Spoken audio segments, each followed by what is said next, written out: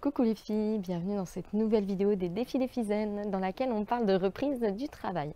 Parce que c'est un sujet qui nous concerne toutes en ce moment, n'est-ce pas? Et c'est pas toujours un moment de plaisir. Donc voilà, je vous ai proposé une petite série en 7 petits défis à relever pour faire une reprise un petit peu zen, voire sympathique. Donc on a déjà vu qu'il fallait retrouver progressivement son rythme de sommeil, hein, le rythme vraiment de la reprise. Je vous proposais ensuite d'apprendre à vous organiser pour le matin du jour J. Et puis le défi d'hier, c'était de renouer le contact de manière très conviviale avec ses collègues.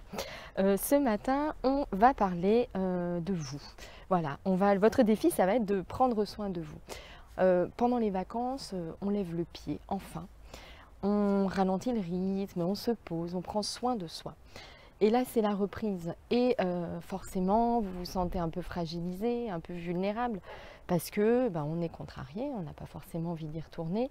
Et c'est justement l'occasion rêvée pour mettre un petit peu les bouchées doubles en ce qui concerne la tension qu'on se porte. Donc ce que je vous propose de faire, c'est de vous bichonner un petit peu pendant quelques temps hein, pour que cette reprise soit vraiment une reprise en douceur. Donc deux possibilités, deux idées pour cela. Soit vous pouvez conserver une ou deux bonnes habitudes prises cet été. Par exemple, manger plus équilibré, plus de fruits, plus de légumes.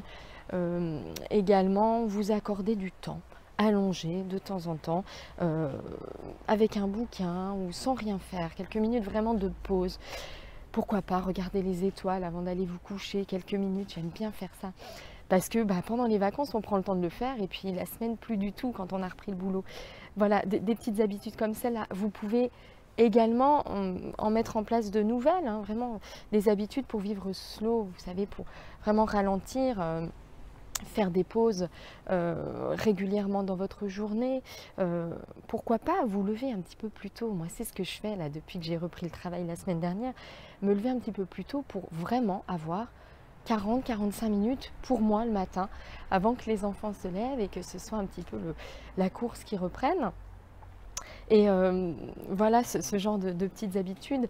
Vous pouvez également vous lancer dans la méditation. Pourquoi pas? Ça, c'est une vraie habitude slow, on prend son temps. Bref, essayez de mettre des petits rituels comme ça en place.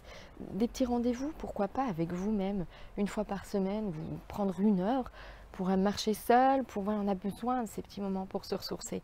Et c'est dommage qu'une fois la rentrée passée, on recourt comme avant, on reprenne autant d'engagement, autant de rendez-vous, autant de dossiers. Dites stop.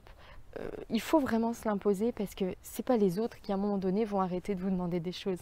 Il y aura toujours une liste infinie de choses à faire. Les choses s'accumulent. Si vous voulez, vous faites une chose sur votre liste, il y en a deux autres qui se rajoutent. Moi, longtemps, j'ai attendu d'avoir plus rien à faire pour me détendre et me poser. Mais en fait, la priorité, c'est ça. Alors, j'aime beaucoup un dicton zen qui dit « Il faut méditer 15 minutes par jour ». Et si vraiment vous êtes pressé, que vous n'avez pas le temps, méditez 30 minutes. Vous voyez, c'est assez significatif quand même. C'est ça notre priorité. On accumule beaucoup de choses et on attend le dernier moment pour se poser. Mais en fait, on a besoin. On a besoin de ces moments-là et c'est aussi pour ça qu'on est si bien en vacances. C'est parce qu'enfin, on s'accorde de lever le pied et on pense un peu plus à soi. Voilà, donc j'espère que ce défi, vous bichonnez pour cette rentrée, va vous plaire, que vous allez vraiment le mettre en place. Et n'oubliez pas, le secret du changement, programmez des petites alertes sur votre téléphone pour penser en fait à faire tout cela. Pour y penser parce que sinon on est reprise dans le rythme et on oublie. Et c'est vraiment dommage parce que si on ne change rien, rien ne changera. Voilà, je crois que ça c'est clair. Bon, je vous souhaite une belle journée, j'espère que ce défi vous plaira. Et je vous donne rendez-vous dès demain pour la suite de cette série reprise du travail en douceur. Bonne journée!